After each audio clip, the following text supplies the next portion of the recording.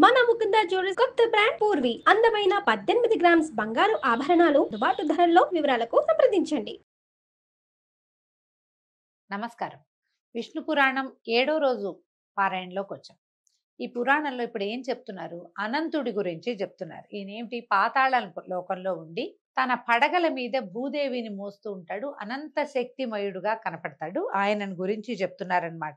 సకల నదీనద సముద్ర పర్యంత సహితము చరాచర జంతు సంయుతము 70 కోట్ల యోజనాల విస్తారము అయిన భూమండలాన్ని శిరస్సు మీద పూదండలాగా భరిస్తూ ఉంటాడట అనంతుడు.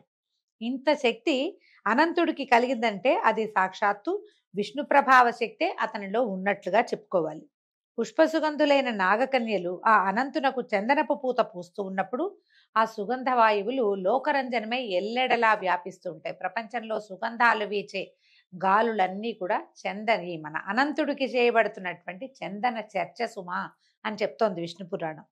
అయితే గర్గుడు ఆ అనంతుని గురువుగా సేవించి జ్యోతిషాస్త్ర పద్ధతులను శకున శాస్త్ర విషయాలను నేర్చుకున్నాడట.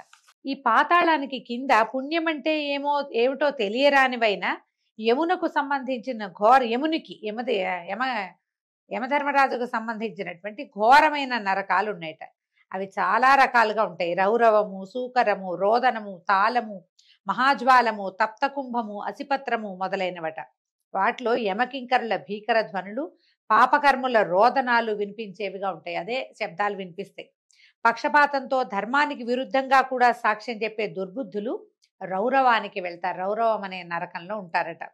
గురువును, ఆవును, పసిపాపను హింసించిన వారు, సంహరించిన వారు రోధమనే నరకానికి చేరతారు. మద్యపానము, బంగారం దొంగిలించడము, బ్రాహ్మణ హత్య, భ్రూణ హత్య చేసిన వాళ్ళు, వాళ్లతో స్నేహం చేసిన వాళ్ళు సూకర నరకాన్ని చేరతారు. గురు భార్యని కూడినవాడు, ప్రభువును వైశ్యుని చంపినవాడు, రాజద్రవ్యం అపహరించినవాడు తప్తకుంభ నరకవాసి అవుతాడు. కూతురిని, కోడలిని చెడు దృష్టితో చూసినవాడు, గురువులకు అపకారం చేసినవాడు మహాజ్వాల నరకంలో పడతారు. వేదం అమ్మినవారంటే వేద పాఠం చెప్పి ధనం పుచ్చుకునేవారు, వేదమును దూషించిన వారు, పరధనాన్ని అపహరించిన వారు లవణం అనే నరకంలో పడతారట. దేవతలను, గురువులను, బ్రాహ్మణ సమాజాలను నిందించేవారు విలోమం అనే నరకంలో పడతారు. దేవ, ఋషి, అతిథి, పితృపూజలను విడిచిన వారు క్రిమి నరకంలో చేరతారు. అంటే దైవ పూజ చెయ్యరు, దేవాలయాల్ని దూషిస్తారు, దైవ పూజల్ని దూషిస్తారు. స్వధర్మాన్ని విడిచి పరధర్మంలో చేరుతారు కొంతమంది వాళ్ళు. తర్వాత ఋషి పూజను చేయని వాళ్ళు. ఋషి పూజను చేయని వాళ్ళలో ఇది మనకి ఇప్పుడు ఋషులు ఎవరు కనపడతారండి? మనకి కనపడే ఋషులు ఎవరంటే ఏదో కాస్త మనలాగా మంచి వాక్యాలు చెప్పే వాళ్ళని అనుకుందాం. వీళ్ళని ఋషులు అనడానికి ప్రవచనకర్తల్ని ఋషులు అనకూడదు. కానీ ప్రవచనం దేని నుంచి చెప్పబడుతుందో ఇవి మనకి ఋషి వాక్యాలు. ఏమిటి? గ్రంథాలు, పురాణాలని తప్పుదోవ పట్టించడము, వాటికి తప్పు అర్థాలు చెప్పటము, విపరీత అర్థాలు తీయటము, ప్రశ్నించటము, పురాణాది విషయకంగా తర్కానికి దిగటము, ఇవన్నీ కూడా పాపాల్లోకే వస్తాయండి. పురాణాల్లోంచి విషయం తీసుకోవాలి, ప్రశ్నించి సమాధానం తీసుకోవాలి, కానీ కుతర్కం కూడదు. అదంతా పాపంగానే పరిణమిస్తుంది. అతిథి పితృపూజలను విడిచిన వారు అంటే తాత తండ్రులకి తద్దినాలు అవి పెట్టని వాళ్ళు కూడా, నాకు అలవాట్లేదు, నాకు నమ్మకం లేదు లాంటి భావాల్లో వెళ్తే వీళ్ళంతా అక్కడ చేరతారట. నమ్మకం లేకపోయినా మనకు తెలియని విషయాన్ని నమ్మని వాళ్ళు ఇప్పుడు చాలా మంది చేరారండి ఈ కాలంలో. మనకు తెలియదు, మనం చూడలేదు కాబట్టి నమ్మమని. మనకు తెలియకపోయినా చూడకపోయినా ఎంతో ప్రపంచం ఉంది. పద్ధతి ప్రకారం వెళ్తే ఏ సమస్య ఉండదు. ఇలాంటి వాళ్ళంతా క్రిమినరకంలో చేరతారు. అపవిత్ర దానం పట్టినవాడు, మృష్టాన్నం ఇతరులకు పెట్టక తానే భుజించేవాడు, ఉప్పు, బెల్లము, పాలు, నెయ్యి, మాంసము, తిలలు, తైలము, తేనె, చల్ల, పెరుగు వర్తకం చేసేటువంటి బ్రాహ్మణుడు, పిల్లిని, కోడిని, కుక్కను, మేకను, గొర్రెను పెంచేవాడు, భూతదయలేనివాడు అయినటువంటి బ్రాహ్మణుడు అధోముఖం అనే నరకంలో పడతాడు. ఈయన లెక్క ప్రకారం అండి, పిల్లులు, కోళ్ళు, కుక్కలు వీటిని బ్రాహ్మణులలో పెంచకూడదట, పనికిరాదని చెప్తున్నారు. పురాణాన్ని కొంత మటుకు తప్పకుండా తీసుకోవాలండి. మరి ఏం చేస్తాం, ఈ కాలం మారింది కదా, పాతకాలపు పద్ధతి. ఎంత చేయగలిగితే అంత చేసుకోవాలి. వీళ్ళు అలాంటి నరకంలో పడిన చెప్పరాని బాధల్ని అనుభవిస్తారట. చేపల్ని పట్టి బతికేవాడు, నాట్య విద్య నేర్చినవాడు లేదా నేర్పినవాడు, విషం పెట్టినవాడు, స్త్రీ వలన బ్రతికేవాడు, ఇల్లు కాల్చినవాడు, ఆశ్రయించిన వారిని తనకు మేలు చేసిన వాళ్ళకి ఎగ్గులు తలపెట్టేవాడు లేదా సంహరించేవాడు, యజ్ఞ సమయంలో సోమాన్ని అమ్మిన బ్రాహ్మణులు కూడా రక్త నరకంలో పడతారు. ఇవన్నీ కూడా బ్రాహ్మణులకు చెప్పబడ్డాయి. వీళ్ళు ఇవన్నీ చేయకూడదట. తేనె పట్లు చెడగొట్టినవాడు, కులగౌరవం చెడగొట్టి బతికేవాడు, గ్రామ జనులకు హాని కలిగించేవాడు వైతరిణిలో చేరతారు. ఈ వైతరిణి అనేది చీము నెత్తురుతో దుర్గంధభూయిష్టంగా ఉండే నది అని చెప్తారు. నరక ద్వారానికి ముందు వైతరిణిని దాటాల్సి వస్తుందని చెప్తారు. ఈ వైతరిణిని ప్రతి జీవుడు దాటాలి. చాలా మంది ఏం చేస్తారంటే విధానంగా చెప్తారండి, దశ దానాలు చేయాలి, అందులో ప్రత్యక్ష గోదానం చేస్తే ఆ ఆవు తోక పట్టుకుని జీవుడు వైతరిణిని సులువుగా దాటేస్తాడట. అందులో మునగక్కర్ల, ఆవుతో పాటు వెళ్ళిపోతాడు. అందుకని పెద్దవాళ్ళు దశదానాలు చేయాలని, ప్రత్యక్ష గోదానం విశేషంగా మంచిదని చెప్తారు. ఈ కాలంలో ఏంటంటే తమ సంతానం మీద నమ్మకం లేకపోతే వాళ్ళకి అవకాశం లేదని భావించో, మనం జీవించి ఉండగానే గోదానం చేసుకుందామని భావించి పెద్దవాళ్ళు చాలా మంది ఇవాళ రేపు గోదానం చేస్తున్న వాళ్ళు కనపడతారు. ఆ గోవు వల్ల తమ నరక ద్వారాలని సులువుగా తరిస్తామని నమ్ముతారు. గొర్రెలను పెంచి చంపి వాటి మాంసం అమ్మి జీవించేవాడు, వేటాడి సాధు జంతువులు సంహరించేవాళ్ళు కూడా అగ్నిజ్వాల నరకంలో పడతారు. వ్రతలోపం చేసిన వాళ్ళు, తన కులాచారాన్ని విడిచినవాడు, వంట వండి ముందు తానే భుజించిన వాడు సందంశం అనే నరకంలో కింకర శిక్షలు అనుభవిస్తారట. పగలు నిద్రించే బ్రహ్మచారి, మిత్రఘాతకుడు, కుకమాక మాంస భక్షకులైన వారు నరక బాధలు పొందుతారు. ఇంకా ఇలాంటివి పాపకర్ములను ఏడిపించే నరక భేదాలు చాలా ఉన్నాయట. పాపాలకు తగిన నరకాలున్నాయి. హెచ్చు తక్కువ లేక పాపాత్ములందరికీ అక్కడ శిక్షలు పడుతూ ఉంటాయి. నరకంలో ఉన్నవారు దేవతలను తలెత్తి చూడలేరు. అలాగే దేవతలు కూడా ఆ పాపులను తలలు వంచుకుని అసహ్యంగా చూస్తారట. తలంచి చూస్తారు. తలంచి అంటే చూడరని అర్థం. ఇంకా పుణ్యాత్ములు స్వర్గానికి వెళ్ళి సుఖంగా జీవిస్తున్నట్టుగా పాపాత్ములు నరకానికి వెళ్ళి కష్టాలు చుట్టుకొని ఏడుస్తూ ఉంటారు. దీనంతటికీ సారాన్ని చెప్తున్నారు చూడండి. మనసుకి సంతోషం కలగటం స్వర్గం, దుఃఖం కలగటం నరకం. మేలు స్వర్గం, కీడు నరకం. ఇంతే. ఏదో మనుషుల వల్ల 1,00,000 అవుతూ ఉంటాయి తప్పులు పొరపాట్లు. ఈ చేసిన పాపాలకి తగిన ప్రాయశ్చిత్త కర్మ చేయని వారు నరకయాతనలు అనుభవించక తప్పదు. స్వయంభూవాదులైన మనువులు, స్వయంభూవుడు మొదలైనటువంటి మనువులు, మహామునులు మనుషుల పాపాలకు తగిన ప్రాయశ్చిత్తాలని లోకోపకారకాలుగా చెప్పారు. ఆ విధులను లోకానికి ఉపకారం అన్నమాట. మనం ఏదో పొరపాటు చేసామో దానికి ప్రాయశ్చిత్తం చేసుకోవచ్చు, చెయ్యాలన్నమాట. ఆ విధులు నిర్వహిస్తే వీళ్ళకి పాపాలు పోతాయి, పుణ్యలోక నివాస సుఖం కూడా కలుగుతుందట. ఇంకొక విశేషం చెప్తున్నారు. ఆ మనువులు మునులు చెప్పని పాప ప్రాయశ్చిత్తం ఏంటంటే శ్రీమన్నారాయణ నామస్మరణం. దానిని నిశ్చల మనస్సుతో చేసిన వారికి ఎలాంటి పాపమైనా ఇట్టే నిశ్శేషంగా ఎగిరిపోతుంది. మనం కార్తీక పురాణంలో కూడా ఇలా వింటామండి. మనం ఎన్ని తప్పులు చేసినా నారాయణ నామస్మరణ చేస్తే పాపం పోతుంది అంటే ఎంతసేపు నారాయణాన్ని తప్పులు చేయమని కాదండి దాని అర్థం. అట్లా తీసుకోకూడదు, సూక్ష్మంగా తీసుకోవాలి. మీరు ఒక పొరపాటు జరిగింది, ఏదో జరిగిపోయింది, కొంత వయసు వచ్చాకైనా జ్ఞానం కలిగి తప్పులు మానేసి నారాయణ నామస్మరణ చేస్తే గనక ఇక తప్పు చేయకూడదు. మళ్ళీ చేస్తే ఇదే అమెండ్మెంట్ అక్కడ అవుతుందని పొరపాటును కూడా అనుకోదు. ఆ పురాణం అట్లా చెప్పటం లేదు. ఈ వాక్యాలు వినేసరికల్లా మనం ఎన్ని పాపాలు చేసినా నారాయణ అంటే పోతుందా అని కుతర్కం చేస్తాం మనం. ఇక పాపం చేయనని ఒట్టు పెట్టుకుని నారాయణుడి మీద అప్పుడు నారాయణ నామస్మరణ చేసుకోవాలి. ఆ తర్వాత ఇంకా చేయకూడదు. మనం పురాణ గాథల్లో ఎలా వింటామంటే అంత్యంలో నారాయణ నామస్మరణ చేశాడు అంటే ఆ తర్వాత ఇంకా వాడు జీవించలేడు ఏ తప్పైనా చేయటానికి. ఏం చేయకపోవటం వల్ల ఇంకా వాడికి ఆ స్వర్గ సుఖమో లేకపోతే నారాయణ సాయుధ్యమో విష్ణు సాయుధ్యమో లభించిందని చెప్తారు. మనం ఒక్కసారి ప్రామిస్ చేసుకుని ఇంకా నేను ఈ పొరపాటు చెయ్యను, జీవితంలో తప్పులు చేయకుండా ఉంటానని భగవన్నామ స్మరణలోకి దిగిన వాడికి పాత పాపాలేవి అతని వెంట రావు. నువ్వు మళ్ళీ చేస్తే చేసిన పుణ్యం కూడా పోతుంది, నారాయణ నామస్మరణ కూడా ఎగిరిపోతుంది. ఏ వ్రతాలు, పూజలు, జపాలు, తపాలు, ఆరాధనలు, దాన ధర్మాలు చేసినా కూడా పోని పాపము అచ్యుత గోవింద హరే ముకుంద నమస్తే అని మనసా వాచ శ్రీహరి ధ్యాన స్మరణ గనక చేస్తే రూపు మాసిపోతుంది. జన్మాంతమందు పరమపద ప్రాప్తి కలుగుతుంది, పునర్జన్మ మరి కలుగదు. వాసుదేవనామం భక్తి బీజం. దానిని నిశ్చల మనస్కుడై రేయింబవళ్ళు భజించేవాడు విష్ణులోక వాసుడవుతాడు గాని నరకము చేరడు, చూడడు కూడా. వాడికి ఏ పాపం కూడా అంటదట. కోపం పాపానికి, శాంతమేమో పుణ్యానికి మూలాలు. దుఃఖము సుఖము వాటి వల్లే కలుగుతాయి. ఈ పాపాన్ని రూపమాపి సుఖాన్ని కలిగించేదే జ్ఞానం. దానికి మూలమే హరినామ సంకీర్తనం అని చెప్పగా విని శిష్యుడైన మైత్రేయుడు ఇట్లా అడిగాడట, గురుదేవా భువర్లోకాదులకు సంబంధించిన కథలు చెప్పు, మిగిలిన లోకాల గురించి చెప్పమన్నారు. ఇప్పుడు చెప్తున్నాడు ఈయన. మైత్రేయ, ఇది చాలా శ్రద్ధగా వినవలసిన విషయము. సూర్యచంద్రుల కాంతులతోటి కళకళ్లాడుతూ సాగర కుల పర్వత ద్వీపాలతో ఒప్పుతోంది భూమి. ఈ భూమి ఎంత విరివి కలదో గగనం కూడా అంతే పరిమాణం. అంటే భూమి ఎంత పెద్దదో ఆకాశం కూడా అంత ఉంటుందట. ఈ రెండిటికి హద్దులు లేవు. లోకాలు ఎంత పెద్దవో చెప్తున్నారండి. భూమండలానికి 1,00,000 యోజనాల పైన ఉంటుంది సూర్యమండలం. అలాగే చంద్రమండలం కూడా అంత దూరంలోనే ఉంటుంది.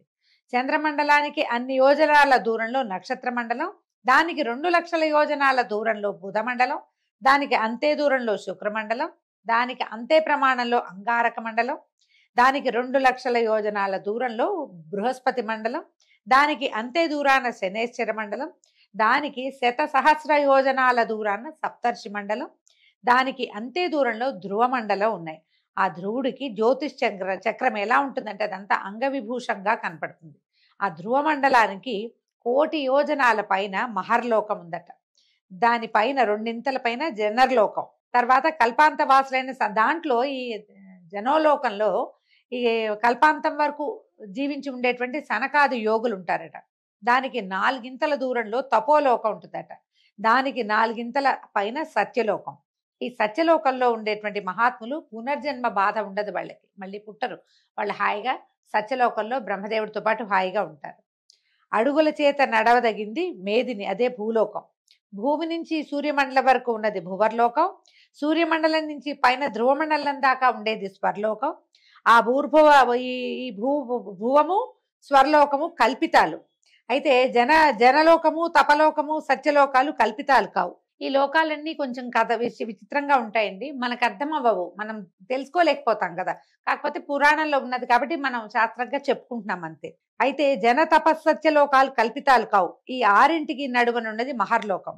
ఇది కల్పాంత సమయంలో, అంటే ప్రపంచం అంతా జలమయం అయిపోతుంది, విష్ణుమూర్తి వటపత్ర సాయిగా వస్తాడు అని చెప్పుకుంటాం కదా. అప్పటికి కొంత నశిస్తాయిట, కొంత స్థిరంగా ఉంటుందట. ఇట్లా చరాచర భూతకోటితోటి 14 లోకాల బ్రహ్మాండము వెలగపండులాగా ఉంటుందట. మొత్తం గుండ్రంగా ఉంటుంది అని చెప్తున్నారు. బ్రహ్మాండానికి వెలుపల బహువిస్తారంగా జలం చుట్టి ఉంటుంది. ఈ బ్రహ్మాండం మొత్తానికి చుట్టూత జలం ఉంది. మనకు కూడా తెలుసు, అది మనం సోషల్ పాఠాల్లో చెప్తూ ఉంటారు కదా. దానికి 4 ఎక్కువగా అనలం ఉంటుందట. ఈ జలం తర్వాత అంతా అగ్ని, తర్వాత దాని వెలుపల మహావాయువు, దానికి 10 ఎక్కువగా ఆకాశము. ఇట్లా పంచభూతాలు ఒకదాన్ని చుట్టుకుని ఒకటి ఉంటాయి. వీటి స్థితే ఎట్లా ఉంటుంది. దీన్నే పృథివీ తేజో వాయురాకాశాలుగా చెప్తారు. అంటే పంచభూతాలు అన్నమాట. ఈ భూత పంచకాన్ని ఆవరించి మహత్తు దాని వెలుపల భాగంలో ప్రధాన పురుష సంయుతమై ఉంటుంది. ఇదన్నిటికీ మొత్తానికి విష్ణుమాయాశక్తి ఆక్రమించి ఉంటుంది. ఈ ప్రపంచం మొత్తాన్ని, భూమండలాన్ని చుట్టుకుని ఉన్నటువంటి బ్రహ్మాండ మండలము, ఆ తర్వాత ఉన్నటువంటి నీరు, నిప్పు, ఆకాశము, గాలి, ఆకాశం, వీటన్నిటిని విష్ణుమాయ ఆవరించి ఉంటుంది. బీజం మొలకెత్తి రెమ్మలు, కొమ్మలు, పువ్వులు, పిందెలు, కాయలు, పళ్ళు కలిగినటువంటి వృక్షము. ఆ తర్వాత అదే విధంగా వనాలు వస్తాయి. అంటే ఇప్పుడు ఈ వెలగపండులాగా ఉంది. ఇందులో నుంచి ప్రపంచం అంతా పుడుతుంది, మళ్ళా అందులోకే లయమైపోతుంది అన్నమాట. ఇది విష్ణుమాయా శక్తి వల్ల ప్రకృతి పురుషుడు సంభవించి అతనికి ప్రధాన భూతం కలుగుతుంది. ఈ పురుషుడి నుంచి అతని వల్ల మహత్తు మొదలైనవి అవతరిస్తాయి. వాటిలో నుంచి ఆకాశము, తర్వాత వాయువు, వాయువు వల్ల అగ్ని, అగ్ని వల్ల జలము, జ్వలం తర్వాత పృథివీ, జలం నుంచి ఆ పృథివీ వల్ల దేవదైత్య పితృమానవాది సృష్టి, అది చరాచర రూపాన వ్యాపిస్తుంది. ఇట్లా బ్రహ్మాండం విస్తరిస్తుంది. ఇది బ్రహ్మాండ తత్వం. ఇక జ్యోతిష్ చక్రం సూర్యుడు అనే విషయం చెప్తాను వినమంటున్నాడు. సూర్యరథం నొగ అంటే దాని 9,000 యోజనాల నిడివి కలిగిందట. దానికి 2 ప్రమాణం కలిగింది ఇరుసు. దానికి కడకమ్మలు 5, 3 తూములు. ఆ రథగమనం ఏమిటంటే అతి సూక్ష్మంగా సంవత్సర గణనతోటి అది కాలచక్రంగా అవుతుంది. అది ఇంత పెద్ద రథము గబగబా కదలదు, నిదానంగా కదులుతుంది. దాంతో కాలచక్రం నడుస్తూ ఉంటుంది. ఆ రథం తాలూకు 2వ ఇరుసట 40,000 యోజనాల నిడివి కలిగింది. 3వ ఇరుసు 25,000 యోజనాలు పరిమాణం కలిగింది. వర్ష శీత ఉష్ణములు వరుసగా ఆ 3 ఇరుసులకి కుంచాలకి సంబంధించి వక్రగమనంతో కలుగుతుంటాయి. సూర్యచక్రం తిరుగుతూ ఉంటేనే కదా మనకి ఋతుచక్రం కదులుతుంది. సంవత్సరానికి 6 ఋతువులు, ఈ ఒక్కొక్క ఋతువుకి 2 నెలలు నిదానంగా తిరుగుతూ దీన్ని ఈ ఋతువులని తయారు చేస్తుంది అనమాట. సూర్యుడు కదులుతూ ఉంటే కదండి, చూడండి నిన్నటి దాకా చల్లేదు, ఏం లేదు, ఏదో సుమారుగా ఉంది. సూర్యుడు ధనుసులోకి ప్రవేశించగానే ఒక్క పూటలో మంచు వచ్చేసింది. ఒకటే పూట, నిన్న లేదు, ఇంత తెల్లవారేసరికల్లా వచ్చేస్తుంది. మళ్ళా చూడండి మకర సంక్రమణం అయ్యాక కొన్ని చోట్ల సుమారుగా ఉంటుంది. తర్వాత సంక్రమణ వచ్చేసరికల్లా మాఘం రాగానే మనకి ఎండ మొదలైపోతుంది, ఋతువు మారిపోతుంది, ప్రత్యేకంగా కనపడతాయి ఇవి. ఇదిగో తర్వాత 50,000 యోజనాలైనటువంటి బండి కాడికి వలపల ఇరుసు వలపల ధ్రువునకు ఆకట్టుగా ఉంటాయి, ముందు వెనక అన్నమాట. కాడికి ఎడంవైపు గాయత్రి బృహతి ఇంకా ఉన్నారు. గాయత్రి బృహతి ఉష్ణిక్కు జగతి త్రిష్టుప్పు అనుష్టుప్పు పంక్తి అనేటువంటి 7 ఛందస్సులు 7 గుర్రాలుగా ఉంటాయి. ఛందస్సులే మన సూర్యుడికి గుర్రాలుగా ఉంటాయట. అలాంటి రథచక్రం మానసోత్తర శైలం మీద తిరుగుతూ ఉంటుంది. ఏకచక్రమే ఉంది అంటారు ఆయనకి, ఒకటే చక్రం ఉంది కదా రథానికి. ఈ మహాపర్వతమందు తూర్పున ఇంద్రపాలితమైన దేవనగరం, దక్షిణమున యమపాలితమైనటువంటి సంయమని అనే నగరం, పశ్చిమాన వరుణపాలితమైనటువంటి సుఖోదయపురం, ఉత్తరాన సోమపాలితమైన విభావరీపురం ఉన్నాయి. ఇవన్నీ మనకు తెలిసిన పేర్లే, ఎక్కడున్నాయో చెప్తున్నారు. అవి అనేక యోజనాల విస్తీర్ణం కలిగినవి. ఈ 4 నగరాలలో సూర్యుడు సంచరిస్తూ ఉంటాడు. ఆ సంచారానికి సంబంధించినవే మనకి ఉదయాస్తమానాలుగా కనబడతాయి. ఇక్కడ లేవదీశాడు, పొద్దున్నే లేచాడు, సాయంత్రం పడుకుంటున్నాడు అని అర్థమవుతుంది. ఆయన ఎక్కడ తిరుగుతున్నాడు అంటే ఈ పర్వతం మీద అటు ఇటు తిరుగుతూ ఉంటాడట. ఆ సంచారానికి తర్వాత సూర్యుడు జ్యోతిష్ చక్రంతో కలిసి 30 ముహూర్తాలు గడవగా అస్తమిస్తాడు, సాయంకాలం అన్నమాట. ఆ సూర్యుడు భాసిస్తున్న ప్రదేశం పగలుగా, ఆ కిరణ ప్రసారం లేని చోట రాత్రిగా ఉంటాయి. ఆయన ఎక్కడున్నాడో అది పగలు. ఇప్పుడు మన దగ్గర ఉన్నాడు, మనం పగట్లో ఉన్నాం. రెండో పక్కకి తిరగంగానే రాత్రి అయిపోతుంది. సూర్య సంచారం ఇంద్రనగరంలో ప్రభాతం, యమనగరంలో మధ్యాహ్నం, వరుణపురాన సాయం సమయం, సోమనగరాన మధ్యరాత్రాన్ని కలిగిస్తుంది. ఆ సూర్యుడు కనిపించేది తూర్పు, కనిపించనిది పడమర అని గ్రహించాలి. ఇది భూలోకవాసులకి, మనకన్నమాట. సూర్యుడు కనిపించే దిక్కేమో తూర్పు దిక్కు. మనకు తెలుసు కదా, తూర్పు తిరిగి దండం పెడతాం.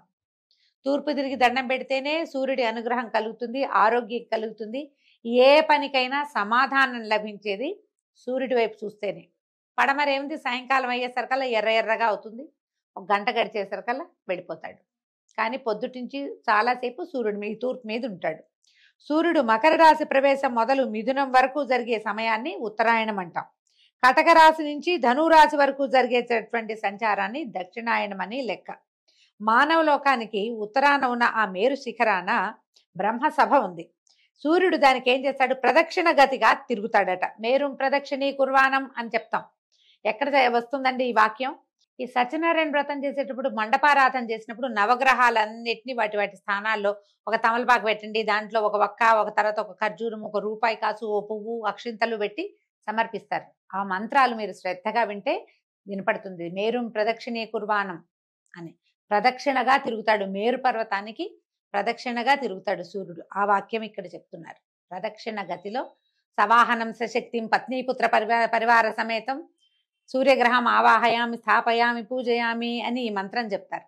మీరు శ్రద్ధగా విని అటు ఇటు పనులలోకి వెళ్ళిపోకుండా కనుక వింటే ఏ గ్రహం మేరుకి ఎలా తిరుగుతుందో, ఎక్కడ ఉన్నారో, సూర్యగ్రహానికి తూర్పున ఎవరున్నారు, పడమటిన ఎవరున్నారు మనకి క్లియర్గా తెలుస్తుందండి.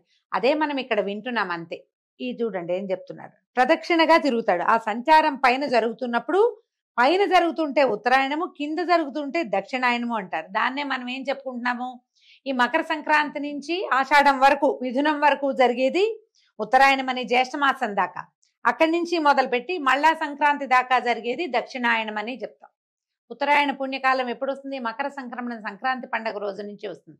సూర్యుడి యొక్క కదలికల్ని బట్టే ఇవి మనకి క్లియర్గా కనపడతాయి. 6 నెలలు దేవతల నిద్రాకాలము, 6 నెలలు దేవతల మెలకు కాలము అని చెప్పబడేది సూర్య గతి వల్లే కుదురుతుంది. అది మళ్ళా ఇందులో ఇంకో లెక్క ఉందండి. ఈ ఉత్తరాయణానికి పగళ్ళు ఎక్కువ, రాత్రులు తక్కువ.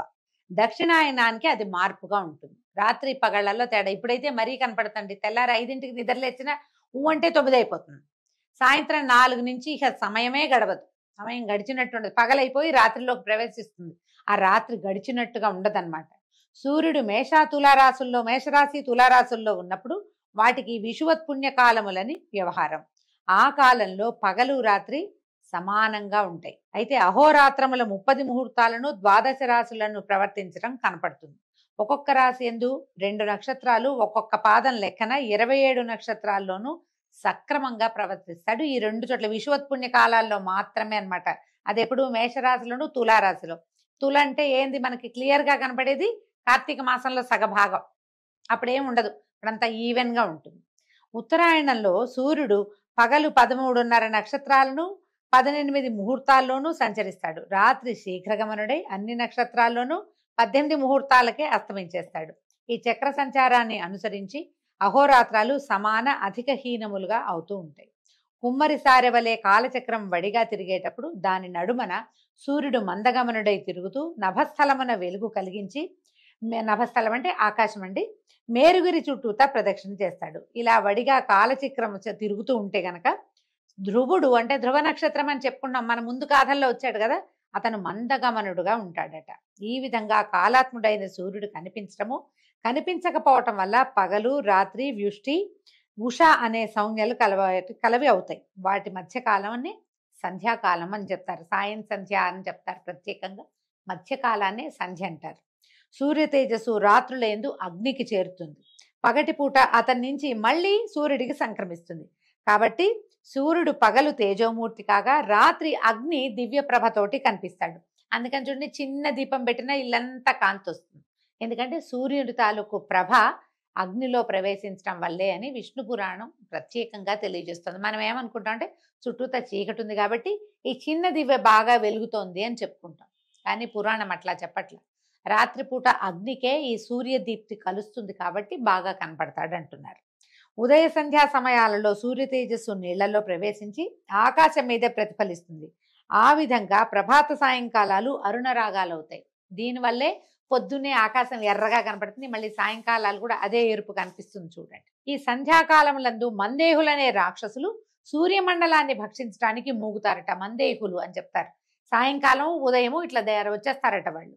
ఆ సమయమందు బ్రాహ్మణులు వైదిక పద్ధతిని ఓంకారపూర్వకంగా గాయత్రిని జపించి భక్తితో అర్ఘ్యం ఇవ్వాలి.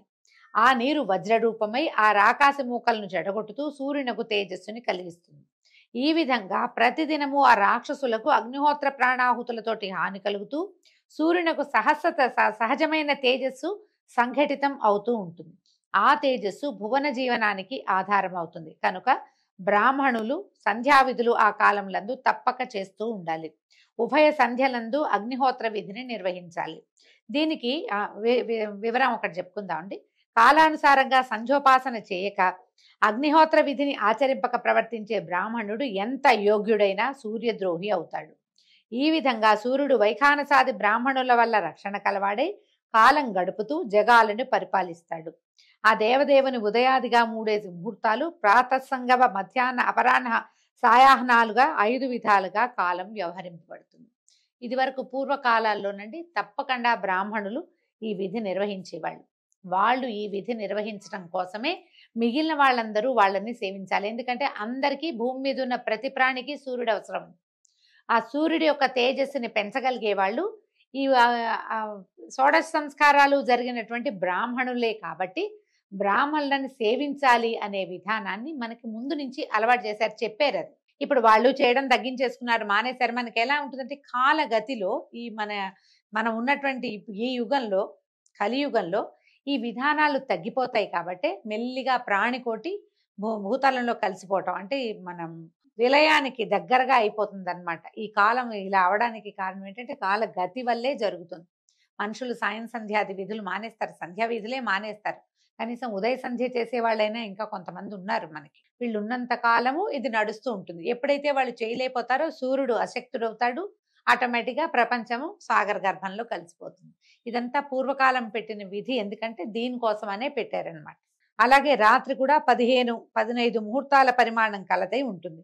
ఉత్తర దక్షిణాయనాల్లో దినరాత్రాలు ఎక్కువ తక్కువగా ఉంటాయి. మేష తులా సంక్రమణాల్లో దివారాత్రాదులు సమంగా ఉంటాయి. అలాగే విషువత్కాలాలు దేవపితృ సంతర్పణ, జప, తపో, అనుష్ఠాన దానాలకు యోగ్యమైనవి. కాలాలలో చేయాలట విశేషంగా. సప్తముని మండలం పైన 100 యోజనాల దూరాన ధ్రువుడు ఉంటాడు. దానికే విష్ణుపదం అని పేరు.